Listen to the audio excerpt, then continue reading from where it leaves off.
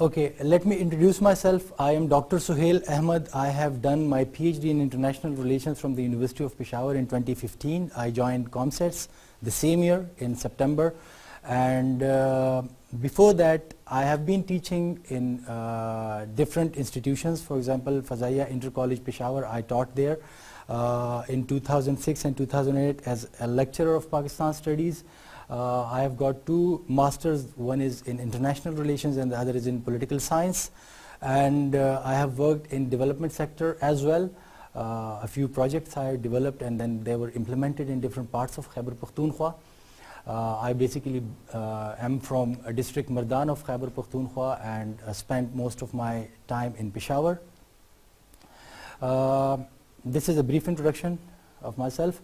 This is a multidisciplinary subject, Pakistan Studies. It doesn't have a single discipline like you might find a taste of political science in it. Then at some point you might feel that this is purely related to geography. Then you might feel that this is economy, this is international relations, this is some sort of a cultural study.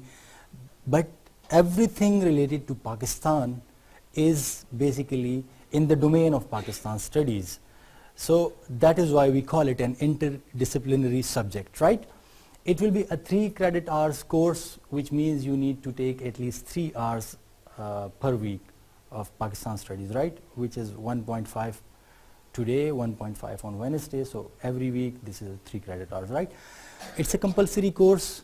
This was an obvious, this is the answer which I normally receive when I ask people that because we don't have an option, this is a compulsory course, right? Before getting your status like, you know, pass and fail in this course, you need to go through this. So that is why it is mandatory. Completion of coursework in this course is mandatory. There are no prerequisites for this course. If you have come from somewhere else, like, you know, a country where you haven't studied Pakistan Studies, even then if you are enrolled in Pakistani institution in undergrad program, then you need to go through it. So no prerequisites for it, right? What are the aims of this course? You know, basically in Pakistan Studies, I have come across a lot of people who do not know anything about history, culture and geography of Pakistan.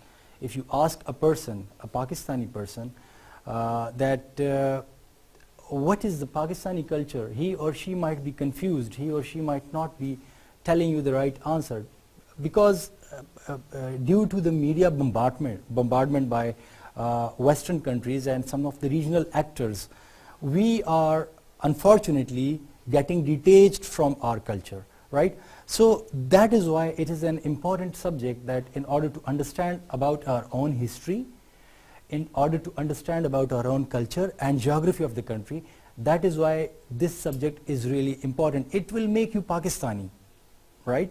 First of all, we are human beings, then we are Muslims, but later on we are Pakistanis, and after Pakistanis we are either Punjabi, Pathan, Balochi, Urdu speaking, you know, whatever we are. And then there are castes, different, and then after the tribes and the caste, then there is, you know, a family. So things narrow down. At a point it is only an individual, but that individual is somehow connected to some community, and we are Pakistani, so we are connected to Pakistani community, and we need to know this. We need to know this through our history, culture and geography. Basically it inculcates patriotism in the hearts of the students. You might have seen many people, when you talk to them about Pakistan, they would be Pakistani, they would be serving in the government institutions, they would be earning from Pakistan, from the economy of this country, but when you talk to them about Pakistan, they would be speaking negative about it, even the origin of it, right? So that thing, in order to counter that thing, patriotism is important, and that patriotism can come through education. So that is why this discipline is a compulsory discipline, and it is like from grade 1 till 14. It is there, and now it's like, you know, this is a BS program, so you need to go through it, right?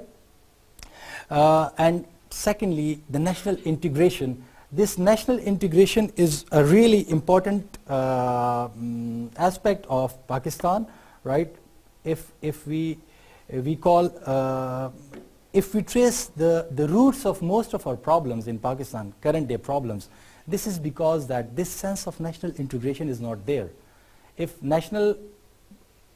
we try to create a society in which people care about each other, then this national integration is really important for that society, right? And that can come through the study of Pakistan studies or disciplines like that, right? So that will, this is another aim. Then what is happening in the region? What is like, this current affairs, right? Then what are the important pillars of the Pakistani political system? So if you see, Pakistan has an issue, for example, with India, and all of us know that what are those issues or what is that particular issue with India. But what is happening about that issue in the current scenario, like for example the Kashmir issue, what is happening on that front, on diplomatic front, on political front, what is happening? That is the current affairs, right? We have some problems with Afghanistan. Recently you might have heard that, you might have watched or seen it in the news, that Afghanistan is involved in sort of a blame game with Pakistan, right? So that is a current thing. Now we cannot ignore these things, right? We need to, in order to live in a society, we need to know what are the external and internal variables of that society. What are the factors which are impacting this society, our lives, right? Like for example, that Afghan issue has impacted the lives of the people living in the bordering areas with Afghanistan. The businesses were impacted. So we cannot remain aloof from these things. That is why it is really important. Now, what are important pillars of Pakistan's political system? We need to know about that.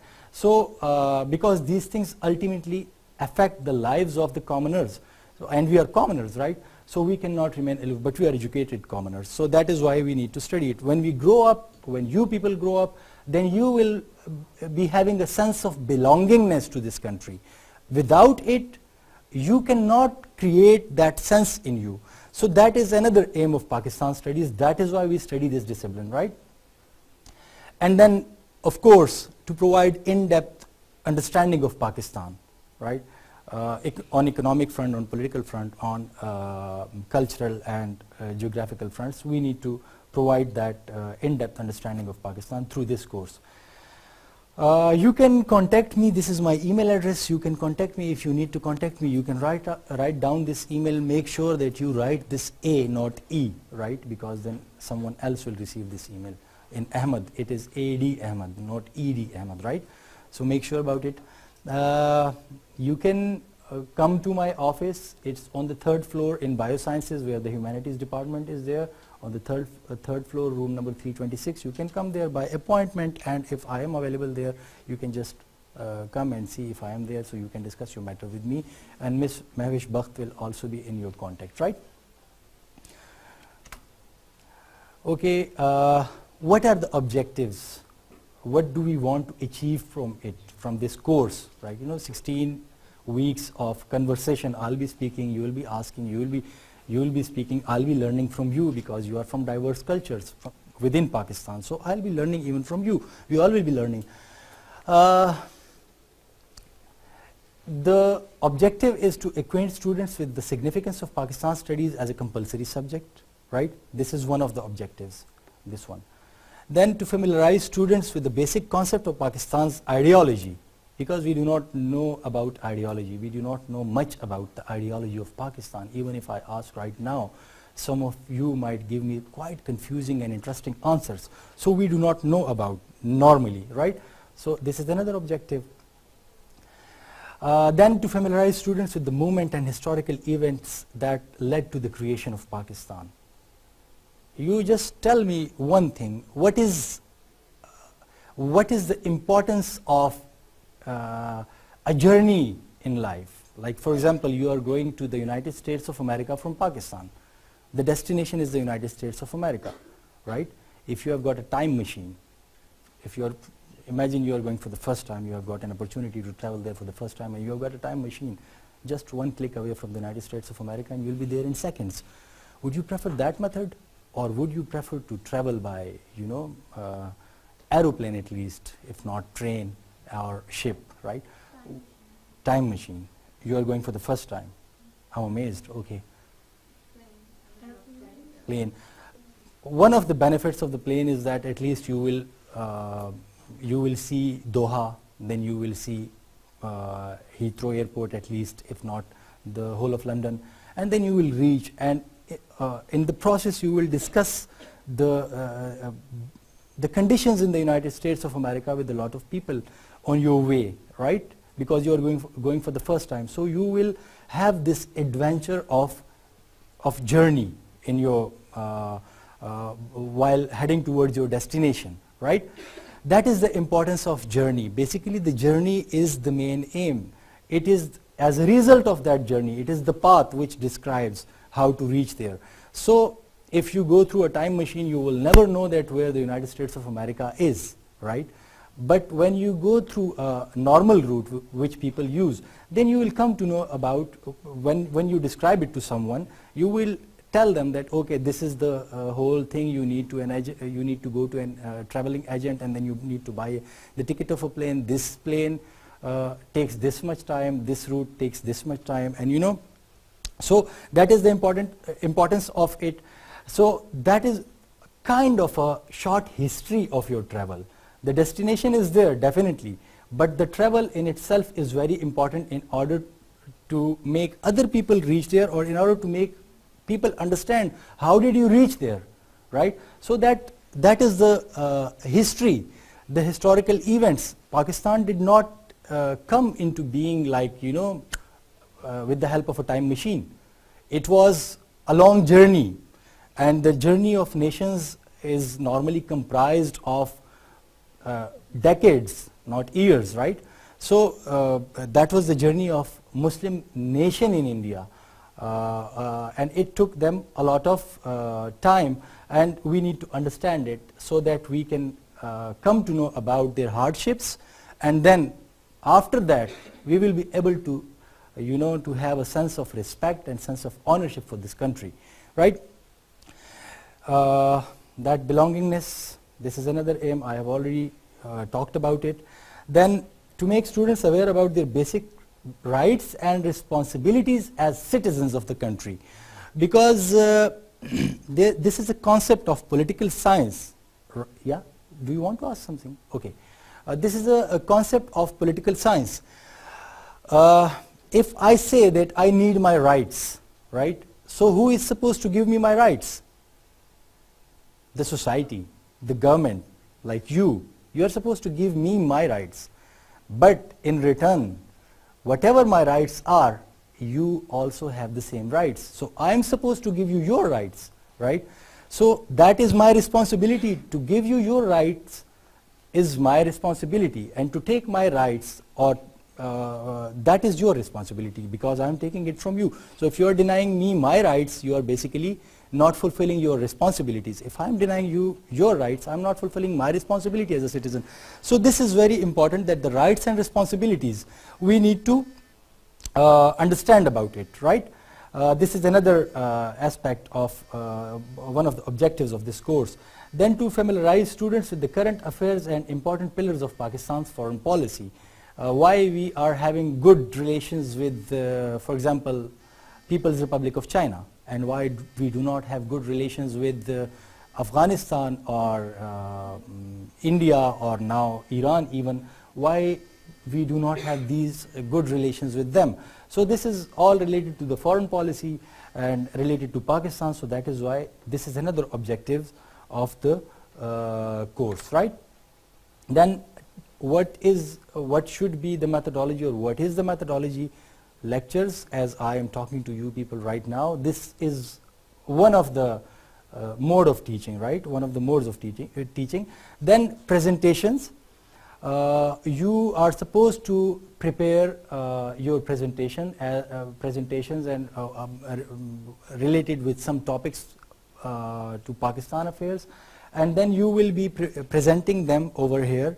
So that is another thing, that I'll be assigning some task to you to present about this topic or that topic, and then either in groups or in individual capacity, you will come and you will present that thing. Then classroom discussions, right? I will really encourage you people to ask questions, and I know that all of you are, you know, quite responsible people, and you would not laugh at the questions of others, right? So that is what I expect, because no question is less important. Every question is important, right? Learning will not be limited to the combination of textbook readings, right? Students will be involved in activities of solving problems, attempting quizzes, projects and exams, etc., right? So it will not be like I'll recommend a book and you will go and then you will read that book in a week, 2 weeks or a month, and then you will come, and that's not, that is what you can do at home, you know. But the purpose is that to involve you in some sort of activity so that you learn more, right? So this is another teaching methodology I'll be using. What do we expect that we will achieve after 16 weeks of this, you know, practice or rigorous practice, you might call it, to understand and describe the dynamics of history and modern day Pakistan, right? This is what we need to, we expect that at the end you would be able to understand it at least, right? Then to analyze the social, cultural and political variables of society.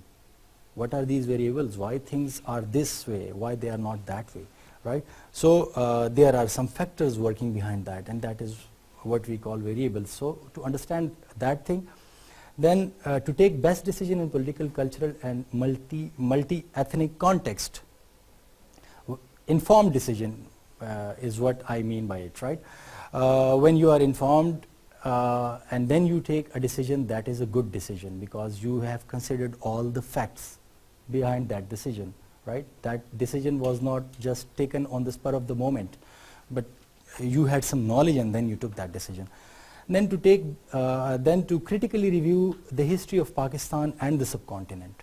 This is another thing. We are normally limited to one kind of narrative, so that should not be the case. We should also look into the perspective of other person and then either accept or refute that perspective, but at least we should be knowing that what is that alternative narration or narrative about that thing, right? So that is the critical review of history. I have complete faith on my students. This is my philosophy, because as I have already told you that I even learn from my students. Not even, most of the times I learn from my students, because you are from different cultures. If I am talking about Kashmir, some cultural issues in Kashmir, for example, and you are from Kashmir, so then you can tell me, you can correct me if I am wrong, because I am not from Kashmir. I do not know about that, right? I might be just generalizing things about that specific issue, but then, so that is why we learn from our students as well, right? So your views are really important, and I have complete faith in you that you will be honestly participating in this class so that you learn, and at the end we all, sitting over here and standing over here, we all learn, right? What is the scheme of assessment? How would you be assessed at the end of this semester? So there would be 4 quizzes, right? You can see it here. 4 quizzes, 15% weightage will be given to these 4 quizzes, and they will be distributed. You are in second semester, so you know the frequency of the quizzes and the timings of the quizzes. So 15% would be given to that. Then 3 assignments and 1 project, 10% weightage would be given to that. Then midterm examination, sessional 1, which we normally call it, 10% weightage. Then again midterm sessional 2, 15% weightage, and final examination 50%. So this is, you know, 100 marks at the end of the semester. Requirements and expectations. Attendance is mandatory. You need to be here in the classroom, right? This is the topmost requirement of this course. Then because this is updated on the CU online, as you all know, so that is why if your attendance is missed, then at the end of the semester you might get in trouble, because your roll number slip would not be issued, right? Then this material, whatever you require, would be, or suggested readings would be given to you, or this material will be uploaded on the course website, or if you have got a closed group for your classroom, or if you do not have that group and you want to make a closed group, then you just make a group, and that material will be uploaded to that group by either Miss Mahwish or myself, right? So materials will also be provided in hard copy if some of you need that. For example, if I am asking you to read that particular chapter of that particular book, then I would provide that book and that chapter, and you can photocopy that material and read it at home, right? Okay. So this was about the course and how would we proceed. Now, what is the most basic concept of Pakistan studies? How many of you have studied Pakistan studies before this class? So where do you take a start of Pakistan studies? दूसरी slide चला दें ऐसे. Where do you take a start of Pakistan studies? Pakistan's ideology, right. What is the ideology of Pakistan? In order to understand a concept, we need to define that particular concept, right? Because with the help of different definitions, we can, encompass the whole concept. So, what is an ideology? Or there are different definitions given by different people about the ideology. So, first of all, it is the science of ideas, visionary speculations, manners of thinking, characteristic of a class or individual ideas on the basis of some economic, social, political theory or system. Basically, this is what we call an ideology. Yes, we are Pakistanis. Our ideology is based on Islam. But basically, there are people in this world whose ideologies are not based on Islam. Their ideologies have been driven from some other source or some other sources. So, it is your thinking, how you think about a particular thing. Like if we say Pakistan and it comes into our mind that it is an Islamic country, Pakistan was an Islamic country, or it is an Islamic country, it came into being in the name of Islam, that is related to Pakistan. But then this is ideology as well. Now tell me, what is the ideology of the people of Russia? What is the ideology of the people of India? What is the ideology of the people of the United States of America? All have got different ideologies and they have got different roots, right? At times you might see their roots in economics or social or political, right? So they have got different roots according to this definition. So every person or every nation has got some ideology, but the foundation or the roots of that ideology, they are different from that of us, right? Second definition about it is the body of ideas concerning economic, social, political values with positive action program for attaining these goals. Without a positive action program, you know this one, you cannot call something an ideology. That might be a good thought, but that might not be an ideology, because ideology takes you somewhere. It shows you a path to reach there, you know. So that positive program, that is a positive action program, that is another important aspect of ideology. When we talk about it, if that is an ideology, it just says, like for example Plato. Plato had an ideology which you might have heard the name of Plato. He just coined or proposed a city-state which population would be not more than 540, you know, something like that. So that was an idea. It was not implementable. Then he had a philosopher king's philosophy, that there should be a philosopher king. But that he had a plan for it, but nobody implemented it. That was just utopia. So that thing is, you know, when you have a positive practical program for it in order to attain that goal, then that is an ideology. When that thing is not here, you are proposing it and then you are showing the path how to reach there. And then people start struggling for it. So that becomes an ideology, right? Then it constitutes a system of human life, including theories, objectives and assertion of life. So uh, you know, human life, how this life should be run.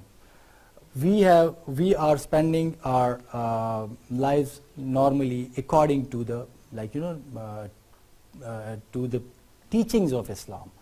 So this is a kind of indoctrination, you might call it, influenced by the ideology, but this has got some influence on us, right? So it is a system of life. Normally ideology tells you about the system of life, how you should live, how you should spend your time in this world.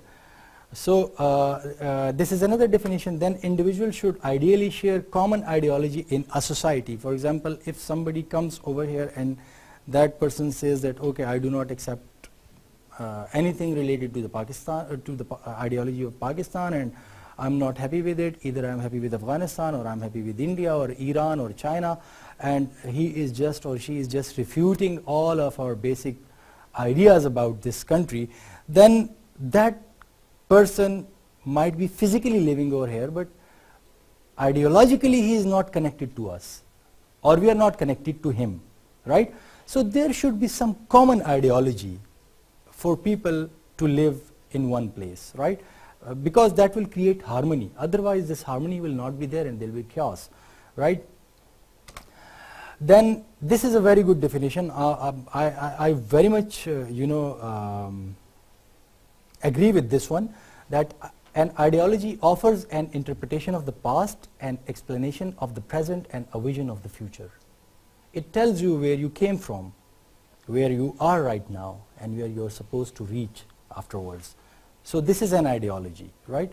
So if you are being told something about your past, like for example we say that, okay, the Holy Prophet ﷺ did this, he asked us to spend our lives according to this code of life, or so we are basically tracing our history and we are connecting ourselves with that particular movement, which was called the movement of Islam, or in Hijaz, right? We are connected with that. At the same time, there are people in the world who do not connect to that thing.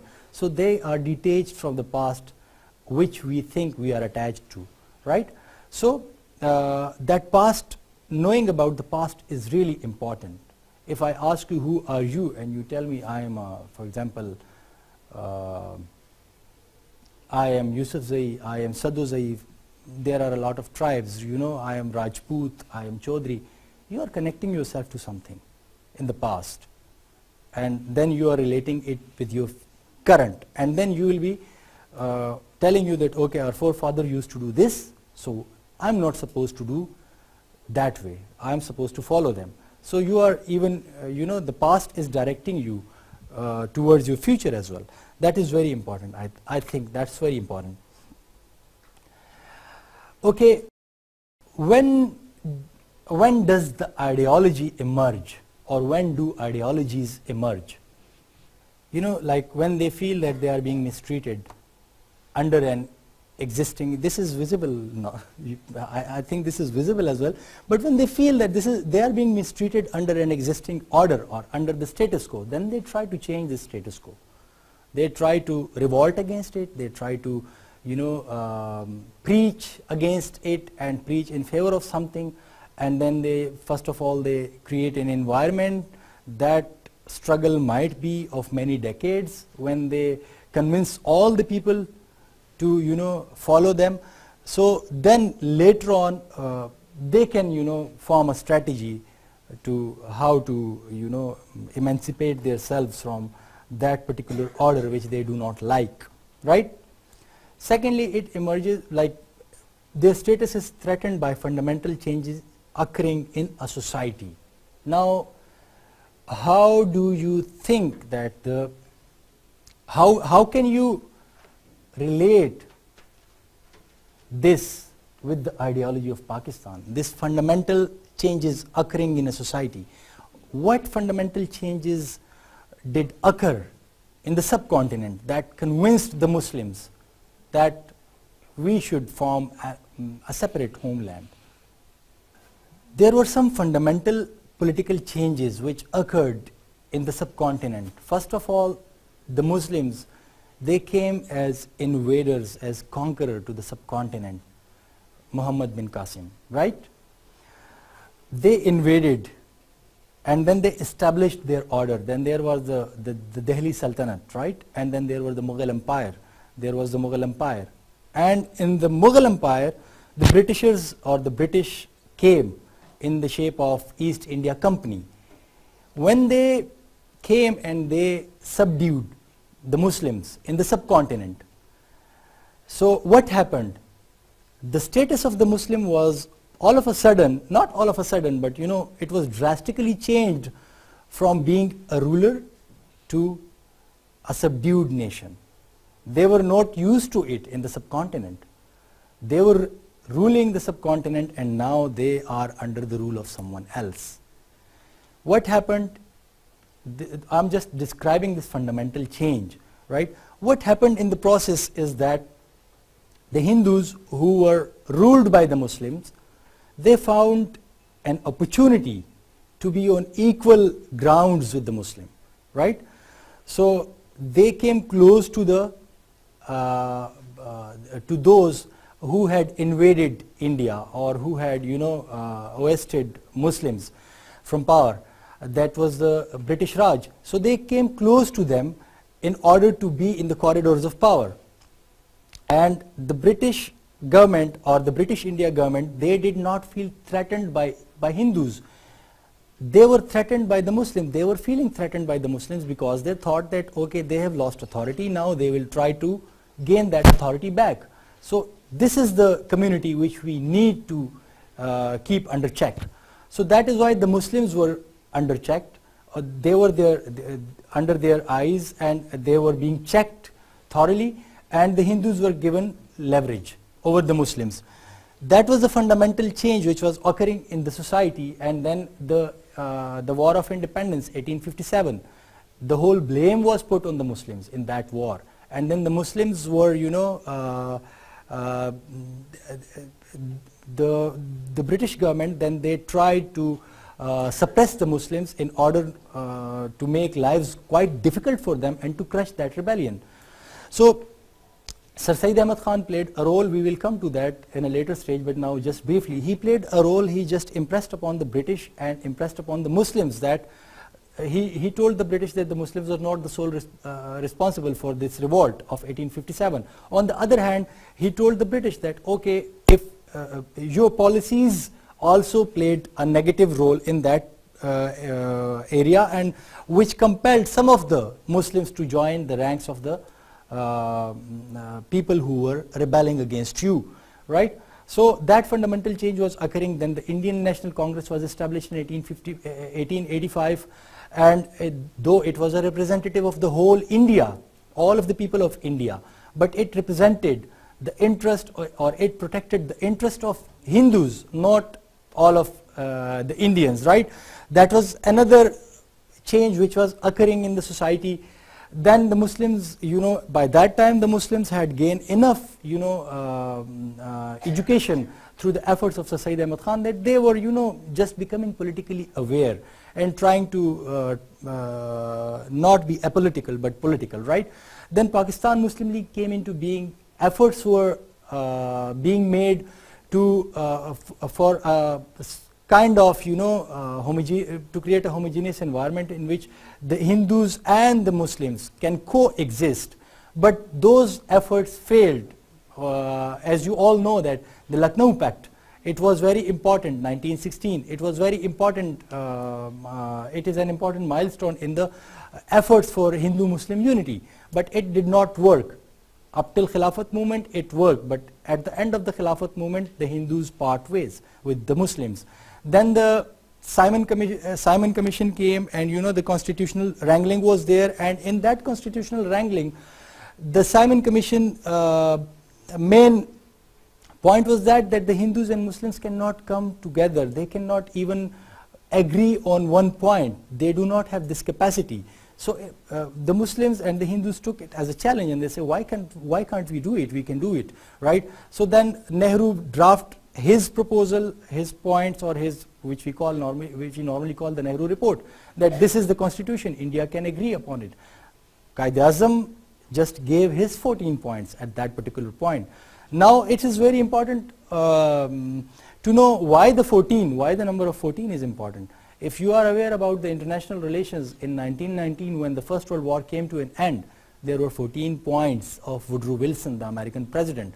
That were the points for truce in the First World War.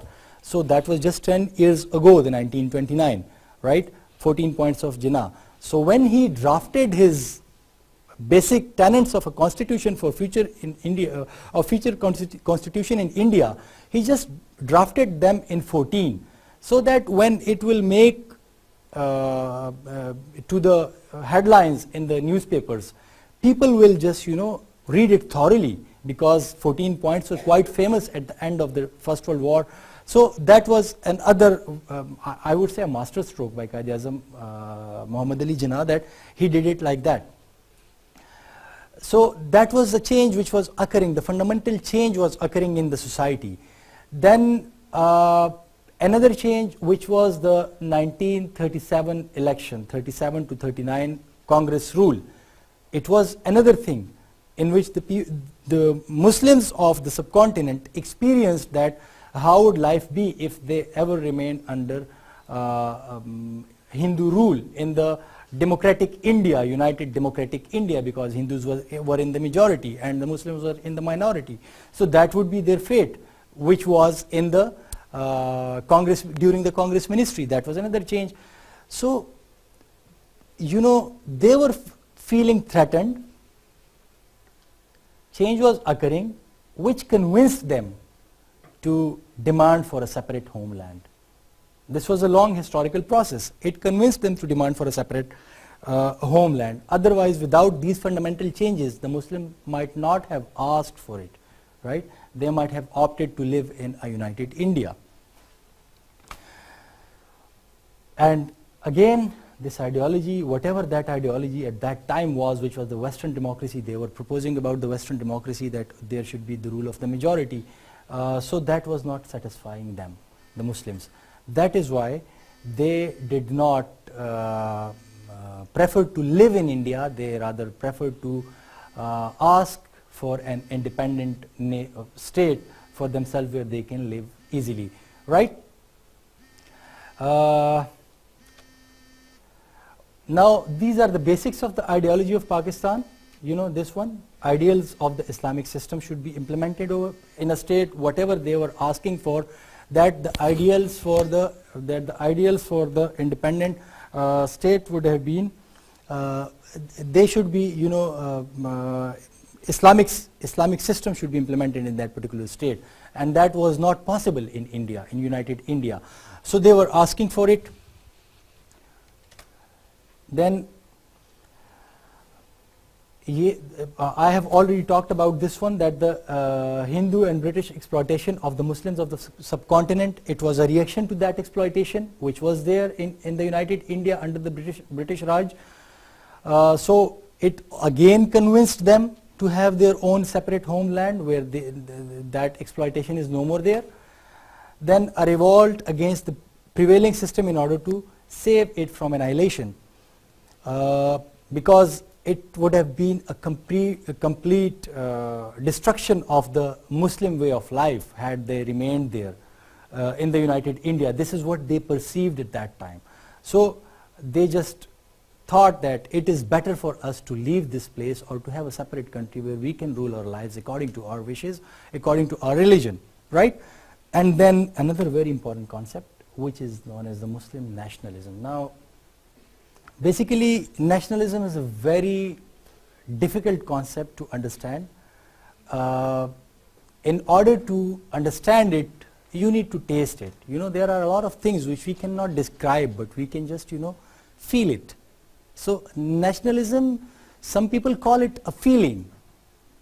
It is not something concrete which you can define in one paragraph, one book, or a few books, a few volumes. You cannot do that. Because nationalism is, that is the sense of belongingness, right? That is right. For example, there is a very good example of it. If you tell a blind person to to eat for example, an egg, right? And the blind person would ask you, what is an egg? You would tell him that it is a round shape, it is white. Okay, the blind person would tell you, what is white? You just tell him that it is like a duck. Duck is white. The blind person asks you, what is a duck? And you tell him that you just see my hand, the neck of a duck is like this. And then he replies, oh, but it can stuck in my throat when I eat it. You know, because you have asked him to eat the egg, but now you are defining it. So he can tell you that it can stuck in my, somehow it can be difficult for me to devour it, you know. So that is the thing, that first of all you need to feel something. Without feeling, you cannot define it.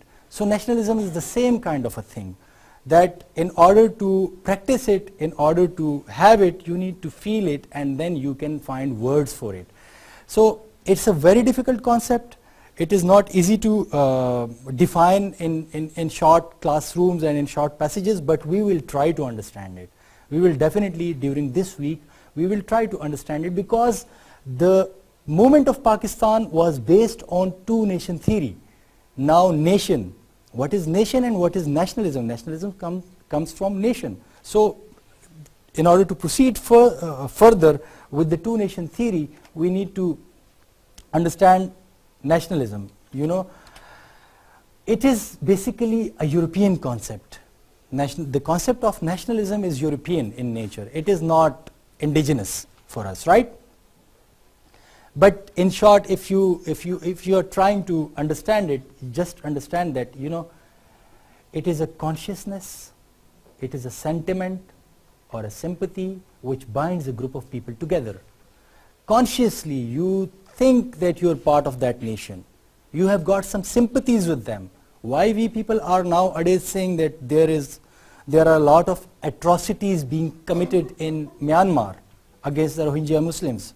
Why do we say it like this now? Why? They have something in common with us. That is religion. We are Pakistani nation, but above that, we are part of the larger Muslim nation in the world. So that is connecting this sympathy, the sentiment of sympathy is there, right, in us for them. And then those people who are not their brothers in faith, but they are even condemning the atrocities of the government of Myanmar. So why they are doing it? Because they might, this is what I perceive, they might think that, you know, this is a kind of their fellow human beings are being, you know, mistreated, and they should raise their voices for them. So they are thinking that they are part of the same community, or the common group feeling is there. Again, you know, like our own species is being mistreated in this way. You know, humanity is being mistreated. So that brings people together. This nationalism is like this, that it brings people together like this. It is a consciousness, right? Okay, or this is the desire of a group of individuals who are already united by certain ties to live together, and if necessary to die together, right? This is what we call nationalism. Why people in the First and the Second World War fought, and they fought till their death. Why did they do it? Some were fighting for France, some were fighting for Germany, some were fighting for Great Britain, but why they were doing it? They had a desire, right, that they should live together, because there are certain ties between them, and if necessary to die together, right? So most of them, some of the civilians as well, but most of the soldiers, they died together. They just did not care about their lives, but that was nationalism in them, which compelled them to either live together, or if not possible, then die together to protect your identity, to protect your nation, right? So this is nationalism. Now tell me, this nationalism is a very powerful concept. How many of you can die for your faith, to protect your faith? How many of you are ready to die to protect your faith? If there is, for example, an Indian attack, and they are asking all of us to, you know, to convert to. So how many of you? She's just raising hand. She's not asking the question. Okay. And how many of you are ready to die when there is just reason? For example, just for a reason, not for your faith. That is your faith. You can die for your faith. Nationalism is a faith, right? But then if I am arguing with you on some issue, if you are arguing with me on some issue, we might agree to disagree, right? But we would not go to die for it. This is just simple reason, right? Simple reasoning is there, and your opinion is different than mine, and we are okay with it, right? With this difference. Either you would be convinced by me or I would be convinced by you. In both cases we are okay. This is just a normal discussion. But when it comes to religion, when it comes to faith, if you ask, for example, a Pakistani not to die for Pakistan, and just do something against the interest of the country, if that person is a patriotic person, he would die for it, but he would not do it for any reason. But if you ask the same question if you ask the same person a different question, that okay, I have got this reason, that for example, talk about cricket, talk about some other issue which is not related to faith, that is just a matter of reason, right, or logic. You talk about that, and that the person will not be on war footing with you. He will accept that difference. So this is a powerful thing. Nationalism can make someone die because it is related to faith. A French person would never change his nationality. He would die for his country, right? But when it comes to some other issues like the cultural harmony and this and that, he would say, okay, fine, I'm right, this is a European culture and I'm okay with it.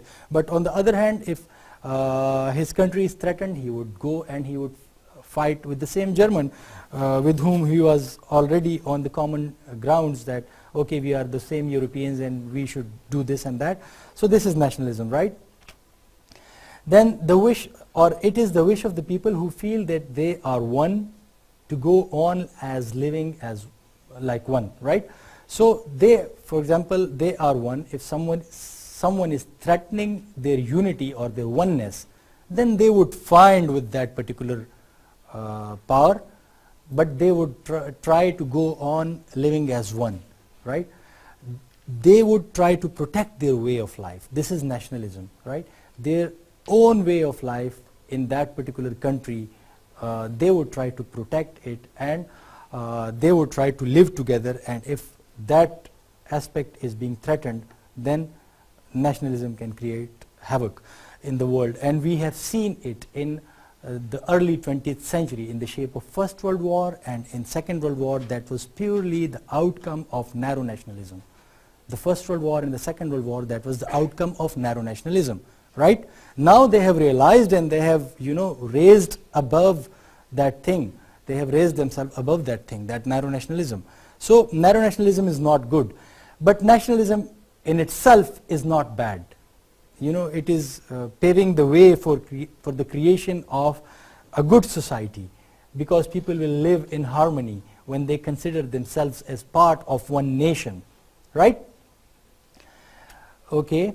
Now another historical fact, that during the medieval times, group of students from one country studying in any or one European university was called nation. For example, you are a group of Pakistani students studying in some European university, or Indian students studying in some European university in the medieval times, and all of the Indian students studying in that particular university would be called as Indian nation. That was a group of students, right? Nationalism came from that kind of, these kind of notions. So modern nationalism is made up of basically 13 conditions or 13 beliefs. Now tell me, if you want to proceed with these 13 beliefs right now, we can go with it right now. And if you want to, okay. Now just, as I have explained many concepts, many different concepts, difficult concepts in this class. One was the concept of ideology. That is again a very difficult concept. It is not that simple as we took it in this class. I tried to simplify it, but if you study this ideology in depth, then you would find that it's a very difficult concept, right? So now tell me, how would you define an economic ideology? What is the economic ideology? When we talked about ideology, what is an economic ideology? Because our ideology is based on religion, but there are nations in the world whose ideologies are based on economies, or their ideologies have got its roots or their roots in the economic systems. So what is an economic ideology? Money will bring happiness. The basic ideology of economic countries is Can you name one ideology, one famous ideology in the world, which was capitalism. okay, and one, just name another famous. Capitalism is, yes, right, but there was a very famous ideology which came into being in the later 19th century, in the mid of 19th century. It prevailed till the end of the 20th century, and then it vanished. Can anybody tell me, okay, how many of you have heard the name of Karl Marx? Marxism, yes, that's right. And which country came into being as a result of the ideology of Marxism? Germany. No, it was Soviet Union, right? It was Soviet Union. That was an economic ideology. Their ideology was that there should be economic equality, and the working class should be the It was also about socialism. Socialism, yes, fine. That is fine. There are different names for it, but that is socialism. So that was economic ideology. You know, people just bought that thing from him. They just were convinced, and then they tried to implement that ideology in the world, and finally, though he had predicted that it would there would be a revolt in the industrial world, and that Russia was an agrarian society, that revolt came in an agrarian society, but it was highly influenced or purely influenced by the ideals or the ideas of Karl Marx. So that was another ideology in the world. Capitalism is another ideology, yes. Islam is another ideology. Every ideology traces something in the history, and then, you know, they connect it, and then they, but the common thing in almost all ideologies is that they think that when people follow it, they will be happy. There will be prosperity in the world, right? Harmony in the world. So that is the concept of ideology. It's quite difficult, but I think you people have got the basics of it. Whatever the basic is required, you have got it. Then that ideology created a sense of oneness, or the Islamic ideology created a sense of oneness in the Muslims of the Indian subcontinent, right? So that Islamic ideology created the sense of oneness, but when you create this sense of oneness, you are basically separating yourself from another community. So this oneness of Muslims created the sense of nationalism in them. That nationalism led to the two-nation theory. Now if we, because we will be explaining this nationalism in the next class in detail, but if the two-nation theory and nationalism, if you relate that in the context of subcontinent India, or the Indian subcontinent, the two-nation theory, you might call it that the proponent of the two-nation theory was, you know, as Qaid-e-Azam Muhammad Ali Jinnah says, that Pakistan came into being when the first Muslim came to India, or the first Hindu was converted to Islam, something like that, you know. So because that Muslim or Muslimhood in India showed them another way, and the whole India was going towards some other destination. That is in the Indian subcontinent context. But then this two-nation theory, if you raise above it, how do you, where do you feel that the roots of the two-nation theory are existing beyond the context of India? Where is that two-nation theory? As Muslims are separate from the non-Muslims. This is basically simple two-nation theory. Right? In Indian subcontinent context, we can call that Muslims are separate from Hindus, right? But on the higher level, where is that two-nation theory? What is the origin of two-nation theory? Okay, think hard about it. I will ask you in the next class, come up with a reasonable answer about the basic, the genuine, or the original point, or the point of origin of the two-nation theory. When did humanity start feeling that this group is different from us? When did people in in the world start feeling like that? That is the origin, right? I am giving you a clue. Just search about it. What is the origin of the two-nation theory? Because two-nation theory says that Muslims are different from Hindus in the subcontinent context. In the Muslim context, okay, Muslims who followed the Prophet Muhammad ﷺ are different from the rest of the world. But then trace back, right? Go back. Because that divided humanity. That faith has actually divided humanity. There were people who were following, there were people who were not following. So what is the point of origin, right? If your definition of nationalism is flexible, right? If it incorporates most of the people, then you have got a good sense of nationalism in you, right? But if you define it in a very narrow term, and you say that, okay, for example, what is your caste? Sayyid, right? If you say that only Sayyids should be there in this nation, and any other person, no matter how good that person is not allowed to be part of this community, and if he comes, I'll kill that person, or the Sayyids community will kill it, then this definition of nationalism is definitely bad. But if you say that Sayyids, I am a Sayyid, but regardless of the fact that I am a Sayyid, I try to reach out to other groups as well, and talk with them in a democratic manner, and then draw some parameters for it, so the interest of everybody would be taken care of in that definition, and then there would be no problem in it. So it all depends on you. If you think that nationalism is bad, definitely your definition of nationalism, you are thinking it in your terms, and your definition of nationalism is not good. That is why you think like that. But if you define it in a broader way, in a democratic way, then I think that nationalism is not bad. It is our understanding which makes it bad or good, right? Perception, right? So thank you very much. I think we are done with today's class. Think about that point which I have told you, right?